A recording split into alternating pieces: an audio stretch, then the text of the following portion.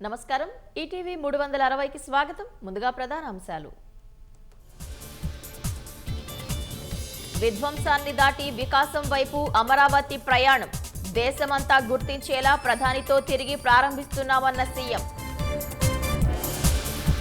నేడు విశాఖ గుంటూరులో మేయర్ ఎన్నిక రెండు చోట్ల తెలుగుదేశం విజయం లాంఛనం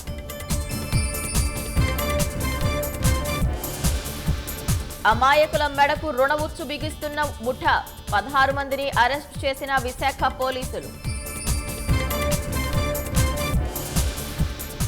మే 1 నుంచి వీఐపీ బ్రేక్ దర్శనాల సమయం మార్పు ఉదయం 6 నుంచి 10 గంటల కల్లా పూర్తి చేయాలని నిర్ణయం 870 లేఅవుట్ల పునరుద్ధరణకు ప్రభుత్వం పచ్చజెండా 85,000 కుటుంబాలకు త్వరలో గృహయోగం